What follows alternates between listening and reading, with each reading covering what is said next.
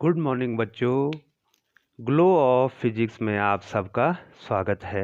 प्यारे बच्चों, आज जो आपको पढ़ना है बच्चों वो है नाभिकीय विखंडन तथा नाभिकीय संलयन की तुलना। अब हमने कंपैरिजन करना है बच्चों दोनों में, ठीक है। Comparison of nuclear fission and nuclear fusion, ठीक है बच्चों। हमने इसकी तुलना करनी है बच्चों। तो बच्चों सबसे पहले यहाँ पर हम आपको बताते हैं बच्चों नाभिकीय विखंडन।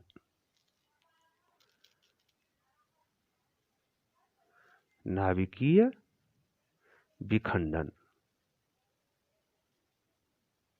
नाभिकीय विखंडन, न्यूक्लियर फिशन, ठीक है बच्चों। इसमें क्या हुआ था बच्चों, इसमें जो है एक भारी नाभिक जो है दो भागों में बंटा था। एक भारी नाभिक दो लगभग समान भागों में टूटा था, ठीक है। एक भारी नाभिक दो लगभग समान भागों में टूटता है, ठीक है बच्चों। ये देखिए, ये नाभिकीय विखंडन, ये तो समरी बता रहा हूं बच्चों। इसमें हमने क्या किया था बच्चों, यूरेनियम 92 235 पर क्या किया था, न्यूट्रॉनों की बमबारी की थी। तो बच्चों क्या हुआ था, एक अस्थायी नाभिक यूरेनियम 92 236 का बना था, और ये अस्थायी है तो इसने क्या कर दिया, बेरियम और क्रिप्टन, बेरियम और क्रिप्टन के नाभिक जो हैं इसने बनाए बच्चों, ठीक है बच्चों। तो बेरियम का कितना बताया था बच्चों, 56 144, और क्रिप्टन 36 और 89। इसमें 3 न्यूट्रॉन बने थे, और जो ऊर्जा थी अब मैं आपको बता देता हूं बच्चों, वो लगभग 200 मिलियन इलेक्ट्रॉन वोल्ट। इसी पे हम आपको आज हमने डिस्कस करना है बच्चों। ये देखिए 200 मिलियन इलेक्ट्रॉन वोल्ट। तो इसका मतलब क्या हो गया, एक परमाणु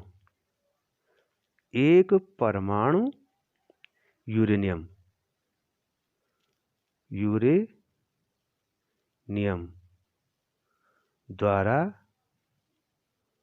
प्राप्त ऊर्जा बराबर कितनी आई बच्चों, 200 मिलियन इलेक्ट्रॉन वोल्ट, ठीक है बच्चों। ये है नाभिकीय विखंडन। मैं आपको एक सरसरी निगाह से जो है बच्चों इसको क्लियर करा रहा हूं बच्चों। अब नाभिकीय संलयन, नाभिकीय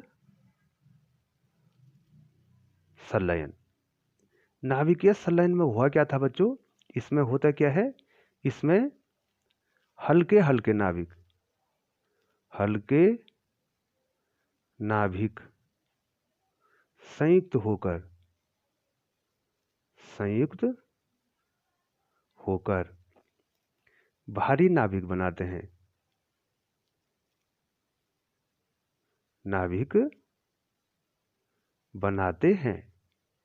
ठीक है बच्चों। मैं यहाँ पर पूरी प्रक्रिया को नहीं लिखूंगा, वो मैंने पहले उसमें बता दिया।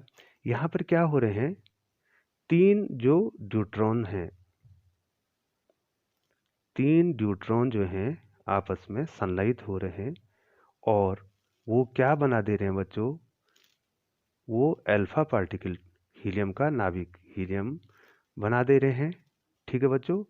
एक न्यूट्रॉन निकल रहा है, ठीक है बच्चों, एक न्यूट्रॉन इसमें निकल रहा है, और जो टोटल ऊर्जा है 21.6, ध्यान देना है, मिलियन इलेक्ट्रॉन वोल्ट। ये देखिए बच्चों, ये देखिए यहाँ पर 200 निकली, यहाँ पर 200, यहाँ पर 21.6 निकली। अब कितने न्यूट्रॉन हैं, कितने न्यूट्रॉन हैं, 1 2 3, तीन तीन ड्यूट्रॉन, तीन परमाणु ड्यूट्रॉन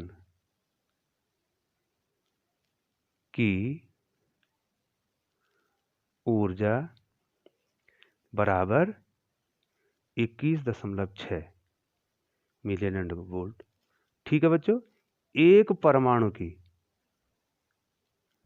परमाणु ड्यूट्रॉन की ऊर्जा निकालो बराबर 21.6 बटे 3, और जब हम इसको 3 से डिवाइड करते हैं तो 7.2 मिलियन इलेक्ट्रॉन वोल्ट।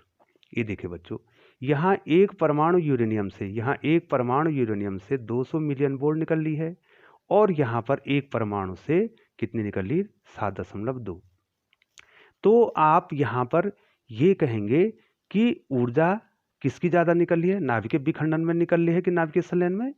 आपको जरूर कहेंगे आप कि नाभिकीय विखंडन में ज़्यादा ऊर्जा निकल रही है, क्योंकि यहाँ एक परमाणु यूरेनियम से 200 मिलियन वोल्ट निकल रही है, और यहाँ 200 मेगा इलेक्ट्रॉन वोल्ट, यहाँ 7.2। ठीक है बच्चों, लेकिन बच्चों ये हमारा जो देखने का नजरिया है बच्चों, यहाँ पे ये गलत है। ठीक है बच्चों, ऐसा नहीं होता है, इसके विपरीत प्रक्रिया होती है। नाभिकीय संलयन में ज़्यादा ऊर्जा निकलती है बच्चों। अब हम आपको इसको और ढंग से आपको बताते हैं बच्चों। अब ये देखिए बच्चों, ठीक है, एक परमाणु का निकाल दिया हमने। ठीक है बच्चों, अब हम यहाँ पर देखिए यूरेनियम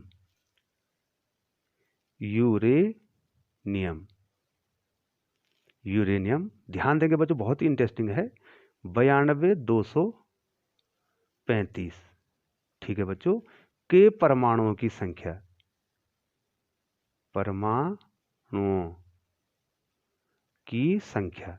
ठीक है बच्चों, अगर हमने परमाणुओं की संख्या निकालनी है बच्चों, तो ये हो जाएगी जो एवोगैड्रो नंबर है n बटे यूरेनियम का जो परमाणु द्रव्यमान है, तो कितना हो जाएगा बच्चों? 6.023 इंटू 10⁻23। ठीक है, और बटे उसका परमाणु द्रव्यमान कितना है बच्चों? 235 है। ये तो यूरेनियम का आ गया। ठीक है बच्चों, यूरेनियम के परमाणुओं की संख्या। ठीक है, तो ड्यूट्रॉन का कितना आ जाएगा बच्चों? ड्यूट्रॉन H12 के परमाणुओं की संख्या।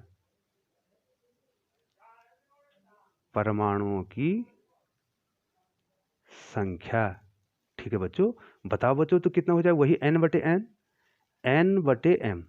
n तो कांस्टेंट है, ये 6.023 इंटू 10⁻23।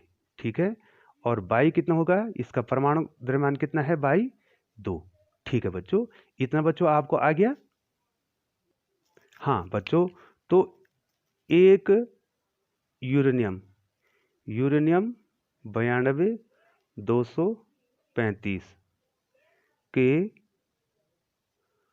परमाणुओं की संख्या कितनी निकाली बच्चों? हमने कितनी निकाली? n बटे m, अर्थात 6.023 इंटू 10⁻23, और बाई उसका परमाणु भार कितना है? 235। उसी प्रकार से जो है ड्यूट्रॉन के परमाणुओं की संख्या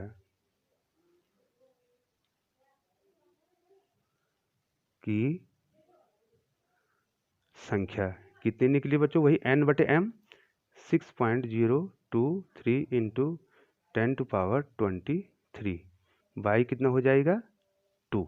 ठीक है, अब देखो, चूंकि यूरेनियम 92,235 के एक परमाणु के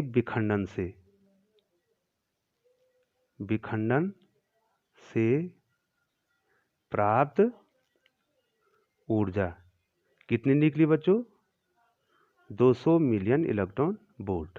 ठीक है, हो गया बच्चों। कुल ऊर्जा कितनी हो जाएगी? ये देखो, परमाणुओं की संख्या तो इतनी है, और एक परमाणु की ऊर्जा इतनी है, तो कुल कितनी ऊर्जा निकलेगी? कुल ऊर्जा, ठीक है बच्चों, कुल ऊर्जा कितनी निकल जाएगी? बराबर की कुल ऊर्जा कितनी हो जाएगी बच्चों? 6.023 इंटू 10⁻23 बाई 235, ठीक है, इंटू कितना हो जाएगा? 200 मिलियन वोल्ट, ठीक है बच्चों। हाँ, इतनी हो जाएगी बच्चों। तो बच्चों आपको यहाँ पर एक चीज़ ध्यान देनी पड़ेगी बच्चों। तो ये जो मैंने ले रखा है यूरेनियम के परमाणु संख्या, ये किस में ले रखा बच्चों? 1 ग्राम, ठीक है बच्चों, ये ध्यान रखना। ये भी 1 ग्राम में है, ठीक है बच्चों, क्योंकि जो है 235 ग्राम में इतनी संख्या है, तो 1 ग्राम में क्या हो जाएगा? 235 से डिवाइड कर दें। कितने ग्राम? ध्यान रखना बच्चों, ये बहुत इंपॉर्टेंट है। 1 ग्राम में ले रखा बच्चों हमने। 1 ग्राम में परमाणुओं की संख्या कितनी होती है? N/m, ठीक है बच्चों। N एवोगाड्रो संख्या है, m जो है परमाणु भार है, तो 1 ग्राम में इतनी हो जाएगी, ठीक है बच्चों। तो कुल ऊर्जा कितनी निकली बच्चों? 1 ग्राम, 1 ग्राम यूरेनियम 92-235 की ऊर्जा, ठीक है, निकली कितनी बच्चों? 6.023 इन 10⁻23 बाई 235 इंटू 200, ठीक है बच्चों। ये देखिए बच्चों, और 1 ग्राम ड्यूट्रॉन की ऊर्जा, ठीक है बच्चों, कितनी हो जाएगी? जो एवोगाड्रो नंबर है, ठीक है बच्चों, बाई कितना हो जाएगा? उसका परमाणु द्रव्यमान 2 है, और कितनी ऊर्जा निकली थी बच्चों? 7 पॉइंट कितनी निकाली थी बच्चों हमने? 7.2, ठीक है बच्चों। अब आप बताओ कौन ज़्यादा होगा बच्चों? ये देखिए बच्चों, अगर आप सॉल्व करेंगे तो ये देखिए, ये कर रहे हैं ना बच्चों, इसको अगर हम सॉल्व करेंगे, यहाँ हम किससे डिवाइड कर रहे हैं? 235 से डिवाइड कर रहे हैं, ये 200 से ये लगभग एक बार कट जाएगा, और यहाँ पर जो है, यहाँ 2 से डिवाइड कर रहे हैं बच्चों, तो ये 7.2 को अगर हम डिवाइड करेंगे तो ये ज़्यादा आएगा बच्चों, ठीक है बच्चों। मान लीजिए बच्चों, ये पहली ऊर्जा को मैं E1 लिख देता हूँ, और दूसरी ऊर्जा को मैं E2 लिख देता हूँ। E1 माने 1 ग्राम यूरेनियम की ऊर्जा, ठीक है बच्चों, और E2 माने 1 ग्राम ड्यूटेरियम की ऊर्जा, 1 ग्राम ड्यूटेरियम की ऊर्जा। तो ड्यूटेरियम की ऊर्जा क्या आ रही है? ड्यूटेरियम की ऊर्जा क्या ज़्यादा नहीं आ बच्चों, इसको कैलकुलेट करेंगे आप तो ये ज़्यादा आएगा बच्चों, ठीक है। तो यहाँ पर जो है E2 ग्रेटर देन E1, ठीक है, E2 ग्रेटर देन E1। तो इसका मतलब ये हो गया कि नाभिकीय संलयन में ज़्यादा ऊर्जा उत्पन्न होती है। इसका मतलब क्या हुआ? नाभिकीय संलयन में, नाभिकीय संलयन में, नाभिकीय संलयन में, नाभिकीय विखंडन से, विखंडन से अधिक ऊर्जा उत्पन्न होती है, ठीक है बच्चों। तो अब क्लियर हो गया। देखने से तो क्या लग रहा था कि नाभिकीय संलयन में जो है कम ऊर्जा निकल रही है और नाभिकीय विखंडन में ज़्यादा निकल रही है, लेकिन वहाँ जो है वो 1 परमाणु की ऊर्जा थी यूरेनियम की, ठीक है बच्चों। यदि हम 1 ग्राम ले लें यूरेनियम और 1 ग्राम ड्यूट्रॉन ले लें, तो क्या होगा? इनका अगर नाभिकीय विखंडन और नाभिकीय संलयन कर दिया जाए, तो नाभिकीय संलयन में क्या होगा? ज़्यादा ऊर्जा निकलेगी बच्चों, ठीक है बच्चों। अब दूसरा पॉइंट है बच्चों कि नाभिकीय विखंडन सरल है और नाभिकीय संलयन कठिन है, ठीक है। नाभिकीय विखंडन, नाभिकीय विखंडन सरल, लेकिन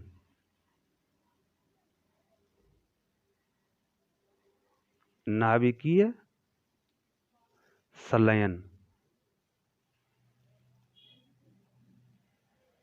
कठिन है, कठिन है बच्चों, ठीक है बच्चों।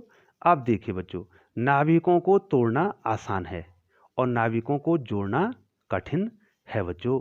ये इसलिए है, मैंने पहली वीडियो में बता दी, नाभिकीय संलयन में, संलयन प्रक्रिया में, संलयन प्रक्रिया में क्या होता है, संलयन प्रक्रिया में क्या होता है, हमने दो नाभिकों को आपस में जोड़ना है। तो यहां पर हमने क्या कहा था बच्चों, तोड़ना तो आसान है, जोड़ने के लिए क्या करना पड़ेगा, यहां प्रतिकर्षण बल, प्रतिकर्षण बल के विरुद्ध कार्य करना पड़ेगा। इसके विरुद्ध क्या करना पड़ेगा, हमको कार्य करना पड़ेगा, या हमको इस कार्य को करने के लिए, इस कार्य को करने के लिए हमको क्या चाहिए बच्चों, ऊर्जा की आवश्यकता चाहिए। ठीक है बच्चों। और बच्चों आपको ध्यान देना पड़ेगा, यहाँ पर आपको इस पॉइंट का भी ध्यान देना पड़ेगा बच्चों कि नाभिकीय संलयन में जो है हम क्या कर रहे हैं, दो नाभिकों को आपस में क्या कर रहे हैं बच्चों, जोड़ रहे हैं बच्चों। ठीक है बच्चों। और इनको जोड़ने के लिए, इनको जोड़ने के लिए देखो बच्चों हमको कितनी ऊर्जा देनी पड़ती है, ये याद रखना, पहली वीडियो में भी मैंने बताई है, 0.1 मिलियन वोल्ट ऊर्जा देनी पड़ती है। ये देखो बच्चों इतनी ऊर्जा हमें नाभिकीय संलयन में देनी पड़ती है, तब जाके ये नाभिक संलयित होते हैं। और इसके लिए 0.1 मिलियन इलेक्ट्रॉन वोल्ट या मेगा इलेक्ट्रॉन वोल्ट के लिए जो है कम से कम जो है 10⁸ केल्विन टेम्परेचर की आवश्यकता होती है। ठीक है बच्चों। और जो कि जो है पृथ्वी पर संभव नहीं है बच्चों, ये केवल परमाणु विस्फोट जब होगा उस समय ही संभव है। तो क्या है, और नाभिकीय विखंडन तो क्या है, आसान प्रक्रिया है।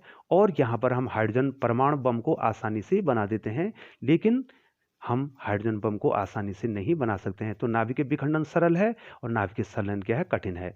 तो यहाँ पर मैंने आपको देखो बच्चों, मैंने थोड़ा सा जो पहली वीडियो बनाई थी उसमें जो है लास्ट में जो है कुछ जो है कहना आपको भूल गया था, सूर्य के अंदर का जो टेम्परेचर मैंने आपको बताना था, तो वीडियो जो है यहाँ पर जो है रुक गई थी।